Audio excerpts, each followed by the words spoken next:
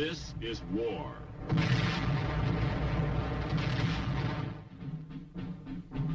War and its masses. War and its men.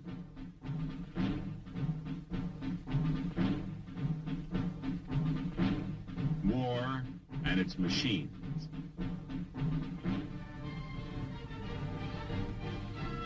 Together they form the big picture.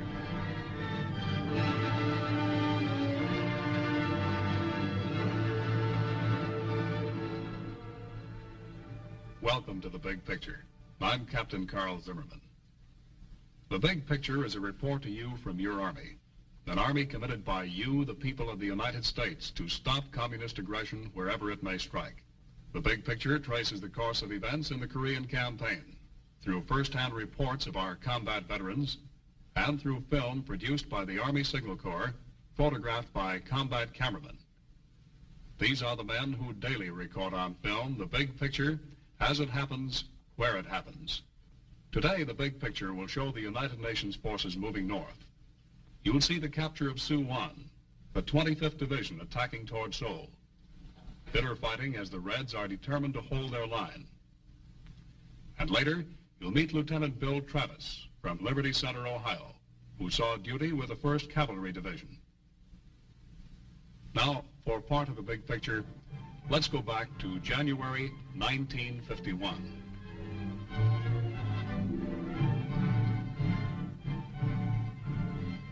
On the 20th of January, UN forces consolidate positions below Seoul against diminishing Red pressure. All along the front, there is a noticeable lack of the usual heavy communist troop concentrations. Belief is expressed that they have retired to regroup their armies, badly mauled in recent weeks by air and artillery strikes. On the 25th of January, after several days of aggressive probing attacks, the UN units below Seoul begin a limited offensive. Homicidal, not geographical, is the intent. By week's end, one UN task force slashes to within 10 miles of Seoul. In the central front, Wonju has been retaken, and Allied soldiers scour the mountains, exacting losses of 10-1 on the enemy. On the 10th of February, the 1st Corps of the 8th Army crosses the Han River as the Reds pull back to Seoul. The 25th Division comes to a halt at the south gates of the city. Kimpo Airfield is recaptured, and the port of Incheon is occupied without the loss of a man.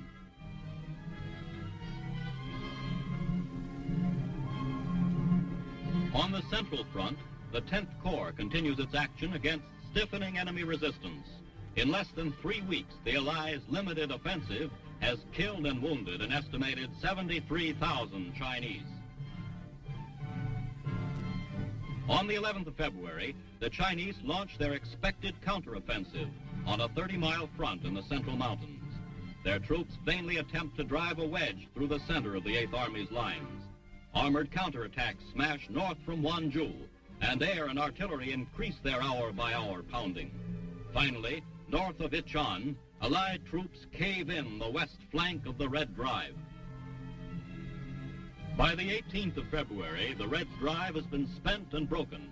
UN forces have inflicted 33,000 more casualties on the Chinese. On the 20th of February, the Reds have fallen back along most of the 70-mile front. Their total losses for the month rise to approximately 100,000, while UN forces prepare still another killer offensive in their war of maneuver.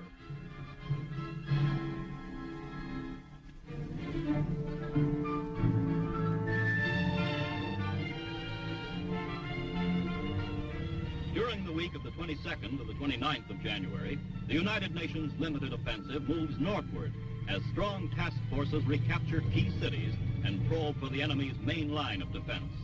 Here, a 25th Division combat team strikes north from positions below Osan to test communist strength and to occupy the many towns reported held by only token enemy units.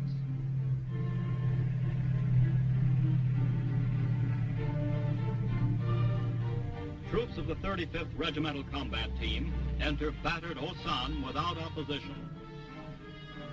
After defense posts are established, they push on toward the first day's objective, a village north of Osan. Here a soldier cleans and checks his machine gun to avoid the danger of stoppages in the wintry weather. Across a frozen stream, the men continue their advance along the road to Suwon. Other UN units to the east move 12 miles above Wonju, while Kumyang-jang falls to Allied forces in an attack highlighted by a bayonet charge of the Turkish brigade. Naval units bombard Incheon in a diversionary raid. UN planes fly 700 sorties on this day, inflicting high losses against the enemy. Though tanks have not recently been encountered in any large numbers, the troops are well prepared for them. As the task force nears its day's objective, civilians coming from the village are methodically searched for weapons. The refugee problem has eased considerably in comparison with the mass flight of hundreds of thousands from Seoul and other endangered cities in the past month, but there are still those who remain in the combat zones between the two armies, keeping UN soldiers constantly on guard against the danger of communist infiltrators. Task force troops move carefully into the war-scarred town, where they will spend the night on the alert for red snipers and suicide groups. A South Korean interpreter questions two refugees. As the limited offensive goes into its second day, the 25th Division spearhead sweeps across the low hills towards Suwon. The 8th Army, finding little red pressure to contend with, regains hundreds of square miles in the western sector of the front. An enemy strong point is encountered, and artillery is called for.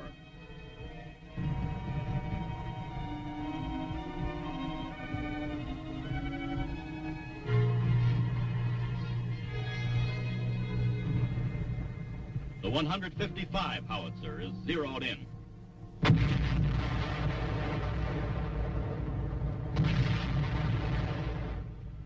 To avoid bypassing red pockets in the hills, the troops leave the roads, searching the countryside and villages.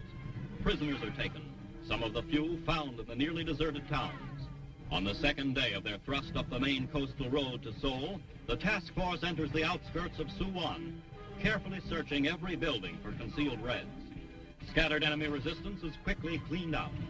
Meanwhile, sizable gains are recorded north of Incheon and Kumyang-jang, while the naval shelling of Incheon moves into its second day.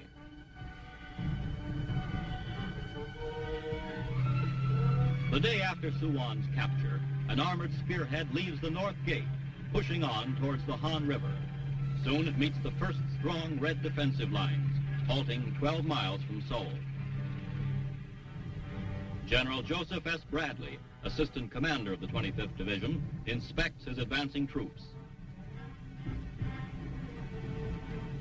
The customary inspection and interrogation of civilians begins at Suwon. 25th Division rest, as reports come in that firm contact has finally been re-established with major units of the enemy. Here was another victory for our ground forces. We had taken the city of Suwon and were headed north again. To tell us about this action, here is Lieutenant Bill Travis, who saw duty with the 1st Cavalry Division. Well, Bill, back here at home at this time in January and February of '51, folks felt pretty good about the troops going north again. How about the morale of the men over there? Well, necessarily, Carl, when you're going south, in other words, when we were withdrawing, the morale of the troops is not good at all. When you're retreating, as you call it, you can't help but feel that maybe you're being let down somewhere back along the line, and your morale just is not good. However, when you're doing about face, you turn around. In this case, where we're going back north, morale was excellent. In other words, when you're attacking, you can see you're winning. Maybe you think the end is in sight, and the feeling in the troops is very good. What sort of action did our troops see at Suwon? Well, your action in Suwon was very difficult. It was very hard. The terrain was very difficult to fight in. Your main Chinese army was stationed right in there. See, your main Chinese army was coming down the western plains. The plain area, as you know, is in the western half of Korea. The eastern half is very mountainous and very hard to operate in, especially in the winter months. Well, now, why was this town of Suwon so important to us, Bill? Well, your Suwon was important because it's a center, it's a hub of communications. If you look at a map, you'll see that the railroad goes through Suwon. About 8 roads come together right there at the town. There's also a big airstrip, one of the few concrete airstrips in Korea.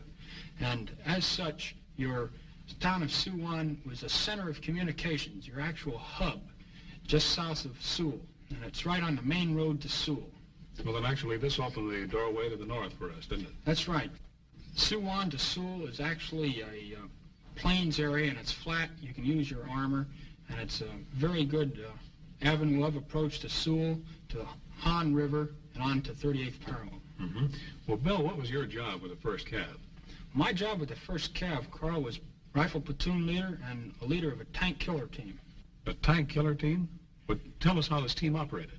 Right. Well, it seems like in the initial phases of the operation, we did not have much to fight the enemy armor. In other words, the North Koreans were equipped with these new Russian medium tanks. Now, to counteract the effects of their tanks, we formed these tank killer teams, which were equipped with automatic weapons and a bazooka. Now, to illustrate this bazooka, we have one right here. Sergeant, could we have that? Now, this is your small bazooka, a 2.36-inch job that we were using back during the World War II, and which probably a lot of people are familiar with. Now, it doesn't shoot too big a shell, and when it came up against these new medium tanks that the North Koreans were equipped with, it didn't quite come up to our expectations. So we were all very happy when the big one came out, the new one, and we have one of those to show you too. Now, this is your large economy size. It's called a 3.5-inch rocket launcher, is what we call it. Everybody else calls it a bazooka, and that's the popular name for it. Now, this really packs a wallop. Your shell is about yay big around, and when it hits those tanks, it really knocks them out. I saw one tank hit by one. I saw this personally, and the turret blew off completely and did a complete flip before it hit the ground. It's a good sight to see. It's really a terrific weapon and a terrific sight to see. Well, now, eventually all our troops were issued this piece of equipment, weren't they? Right. We gradually came to find out that everybody was equipped with this weapon rather than the smaller one. Mm-hmm. And the North Koreans and Chinese developed a good deal of respect for it, didn't they, Bill? Definitely, definitely. Right. Well, thank you, Bill. Let's go back to our film now, to January 1951, and watch our troops as they trade blows with this stubborn Chinese army. UN troops, in the second week of their limited offensive, battle northward toward Seoul, continuing to forge ahead over the bitterly contested ground north of Suwon. In the new system of United Nations offense, forced by communist hold or die tactics, Allied forces leave the roads and dig the Reds from their caves and foxholes. Enemy dead litter the ridge. Chinese prisoners, routed out of the hills, are thoroughly searched and administered first aid by soldiers of the 25th Division. The face of an American GI expresses the bitter sadness that comes with war.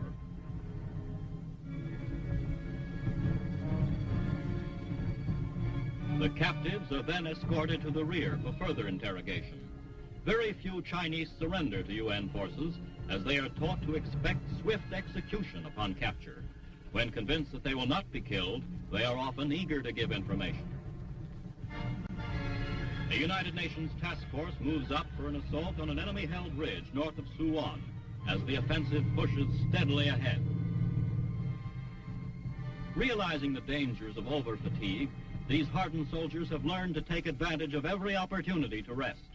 Now, well accustomed to the strenuous conditions of battle, the men group together in a well-earned sleep.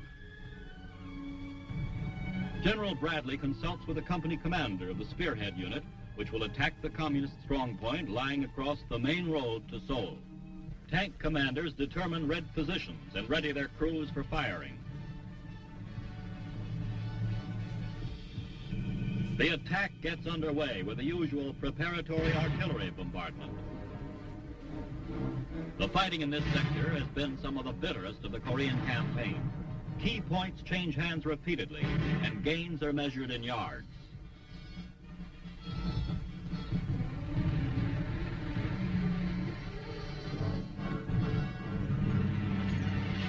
The tanks move up to new positions nearer the ridge and continue to blast away at the communist emplacements. The enemy returns the fire and scores a near miss on one of our tanks. The South Korean 57mm battery adds its firepower to the assault as the bombardment proceeds to soften up the Reds for the infantry attack.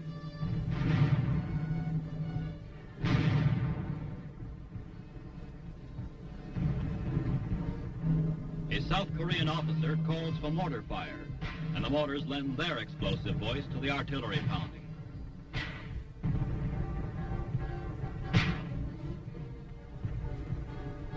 Paced by this support, the column brings the full force of its firepower to bear on the Red-dominated hill. Throughout Korea during the first week of February, observers are noticing more and more the high morale evidenced by the UN soldiers. With assured faith in their leaders and confidence in their own ability as a fighting team, the troops of 14 nations forge ahead in the push northward toward the Han River and Seoul.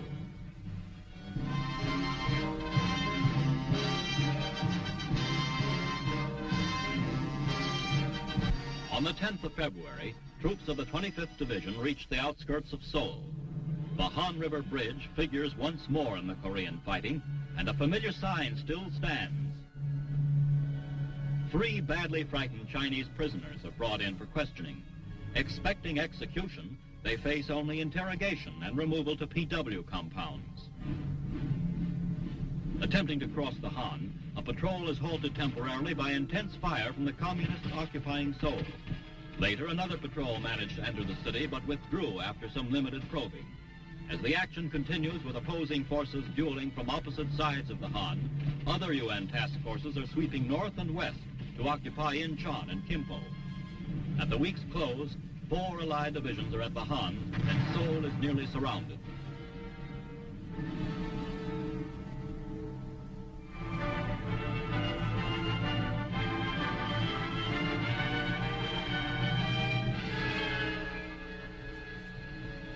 As the United Nations offensive goes into its 3rd week, the communist defense becomes more stubborn and fanatical. Enemy troops give ground slowly along most of the front in the face of spirited Allied attacks.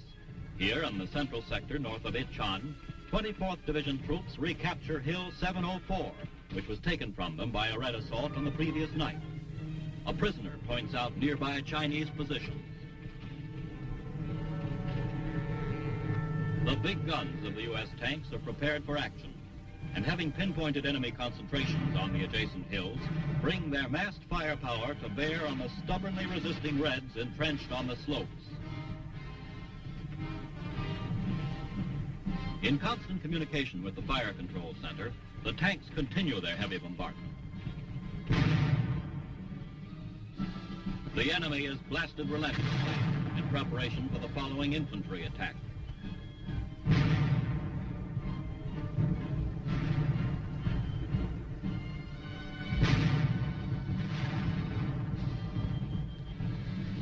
Above Wonju, a flying boxcar delivers ammunition and supplies to the 10th Corps, which is preparing a new assault against increasing Red pressure in the central mountain sector.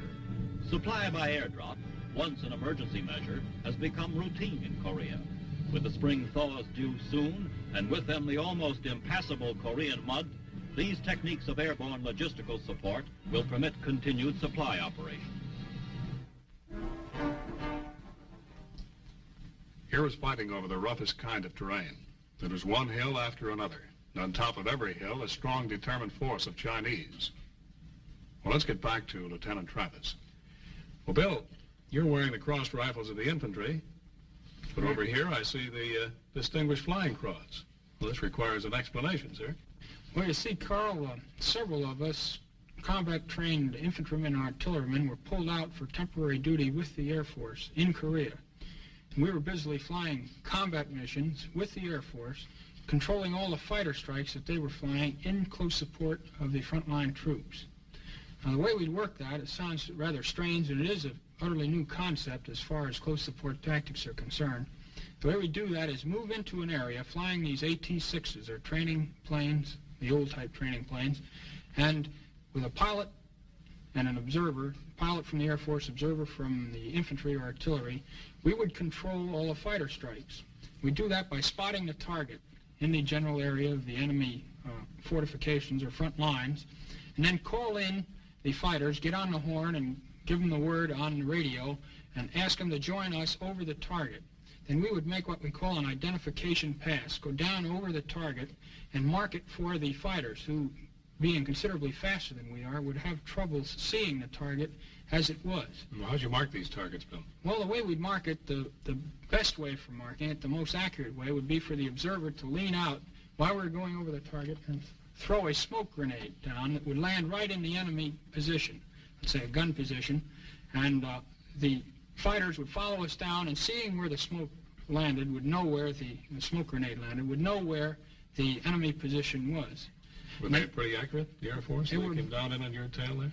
They were very accurate. Actually, we like to see them come because they, being right on our tails, kept the Koreans from shooting at us. Sometimes, I should say, sometimes. Well, besides spotting targets, what other duties did you have?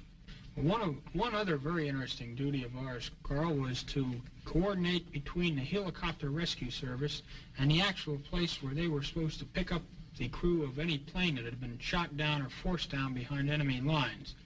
Now, sometimes they developed engine trouble and had to land behind the enemy lines, and we had to pull them out of there.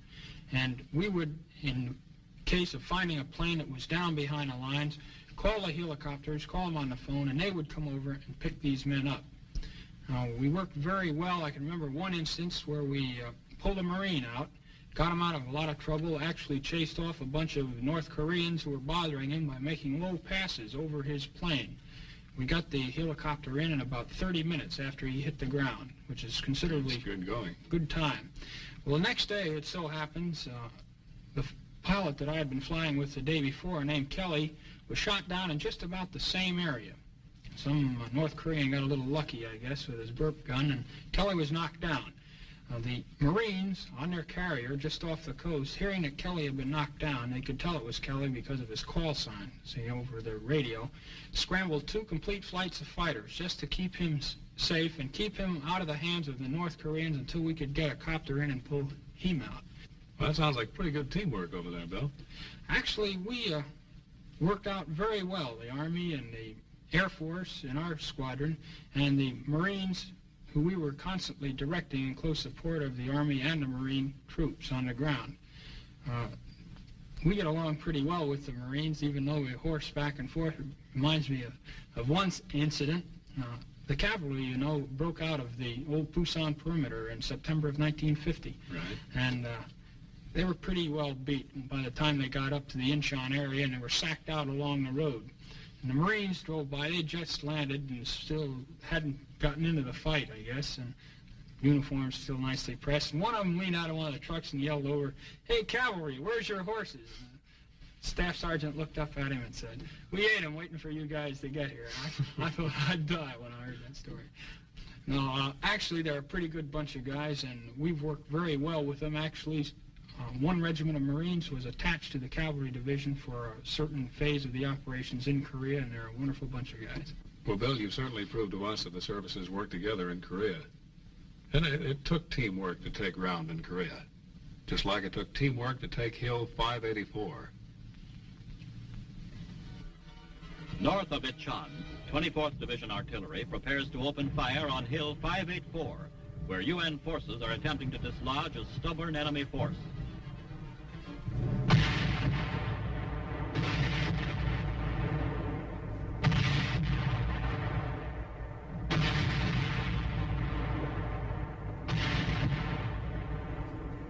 These hill positions anchor the right flank of the Red Central Sector offensive. By commanding the heights, UN troops hope to flank and cave in the communist advance. 4.2 heavy mortars join in the barrage. The communists held fast in these hills during most of the Allied limited offensive of the last 3 weeks. Now, with the launching of the Reds' counteroffensive down the Central Mountains, the communists cling tenaciously to this strong hill salient, which guards the right flank of their drive toward Wonju. Observers watch strikes on the enemy hill positions.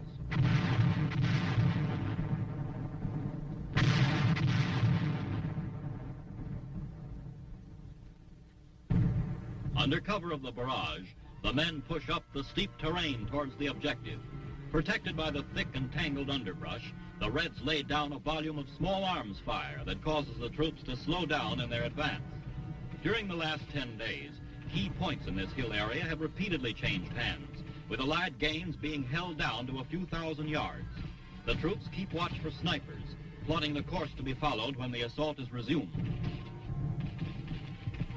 Meanwhile, machine gun positions are set up as they consolidate their gains against a possible Red counter-thrust. The communist lines are strong, and artillery fire is called for to loosen enemy supporting areas.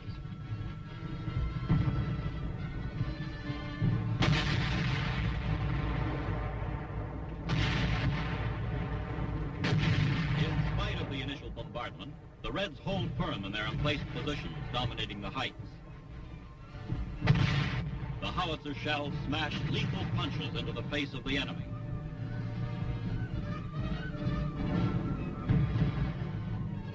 The steep grade slows the advance. Attacking in battalion strength, the troops move up as fast as possible to avoid Red sniper fire. Red forces have relied heavily on surprise night attacks, attempting to regain positions taken from them during the day by UN units. The communist tactics of infiltration and sudden mass charges fit well with the dense foliage.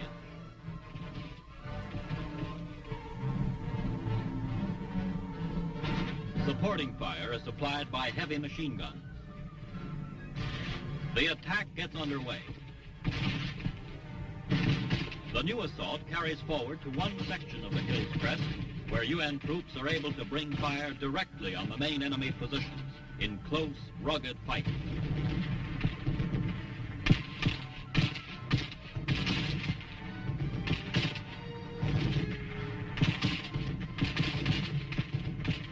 The attack is turned back. However, at week's end, an all-out drive crushes these positions, collapsing the right flank of the Reds' offensive. By the 18th of February, UN forces seize the initiative again, as Operation Killer forges northward in the wake of the ill-fated Red breakthrough attempt. Those were the events that comprised the big picture from January 20th to February 20th, 1951.